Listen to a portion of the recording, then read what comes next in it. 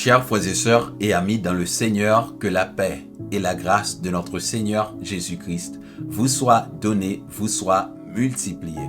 Jodi a, nous portons pour une nouvelle vidéo, côté que nous pourrons explorer ensemble Martin Luther et la réforme protestante. Est-ce que vous te connaissez sans la réforme qui a été instituée par Martin Luther, jodi a, nous pas bien ça que le protestantisme. Eh bien peut-être, jodi a, nous toutes, nous sommes capables des catholiques qui adorer Maman Marie toujours. Mais bon Dieu pas te permettre ça.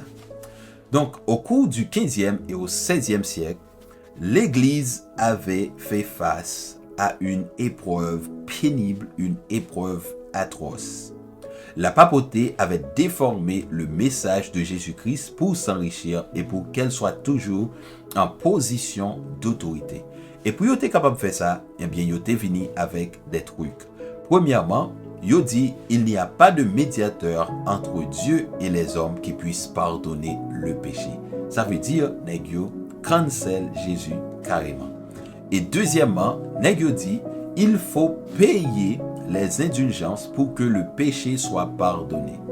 Et troisièmement, ils ont interdit aux gens d'avoir accès à la Bible.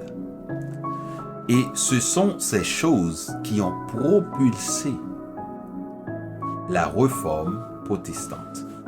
Maintenant, au cours du 15e siècle, 100 ans avant la naissance de Martin Luther, te gen un homme qui te relé Jan Hus, qui te fait apparition. Après que monsieur te fini la Bible, eh bien, monsieur te commencé à exposer les abus et les mensonges de l'Église catholique. Eh bien, dès que monsieur a commencé à exposer l'Église catholique, eh bien, rapidement et subitement, yo mette main sous monsieur le 14 juillet 1415. Eh bien, yo mette monsieur sur un bûcher et yo brûlé tout vivant. Yo incendié monsieur rapidement. Donc, où qu'on est, leur attaqué intérêt à religion, donc ça a fini vraiment terrible, ça a fini fatal. Donc, pendant que yo t'a pas boulé monsieur, eh bien, monsieur t'a lancé une prophétie côté que il t'a dit aujourd'hui, vous avez retissé une loi, mais un signe viendra pour vous chanter une autre chanson. Donc, c'était une prophétie que M. Tebaye concernant Martin Luther. Et 100 ans plus tard, chose dite, chose faite, la prophétie a été accomplie à la lettre. 100 ans plus tard, Martin Luther a fait son apparition en 1517. Donc, M. a commencé à entrer en conflit directement avec la papauté suite au commerce des indulgences, côté que l'Itabral vini à 95 thèses, ainsi connues sur le nom de la dispute sur la puissance des indulgences. Et le 31 octobre 1517, Luther t'a cloué à les 95 thèses à la porte de l'église sur le château de Wittenberg en Allemagne. Et les monsieur cloué à ces 95 thèses sur la porte de l'église de Wittenberg, eh bien, tout le monde a commencé à venir regarder qui ça qui écrit dans thèse. Et c'est à partir de là que un mouvement a commencé. Et c'était le début de la réforme protestante.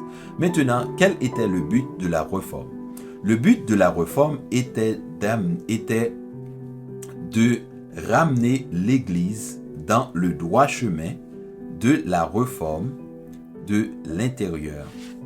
Réforme, c'est revenir aux bases, aux évangiles, les écrits, bref, et à la Bible.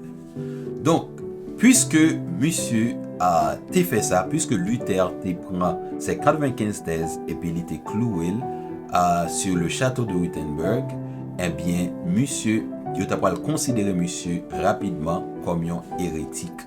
Donc, rapidement, pape qui t'a dirigé Vatican à l'époque, qui c'était Léon X, eh bien, t'a excommunié Luther rapidement et l'empereur allemand Charles Keynes, que monsieur Terrelé, Charles Ken, t'as pral condamné monsieur et t'as pral mettre avis de recherche derrière monsieur pour être capable d'arrêter monsieur. Eh bien, Luther qui était intelligent, Luther rapidement prend exil pour lui et Luther t'est al caché. Eh bien, monsieur t'as pral protégé par le prince Frédéric III en Saxe en Allemagne. Donc les princes c'était amis monsieur, prince là couru prend monsieur et il cache monsieur la Cali dans château la Cali et c'est là que Luther t'a pas profité écrit ou du moins traduit la Bible latine en allemand.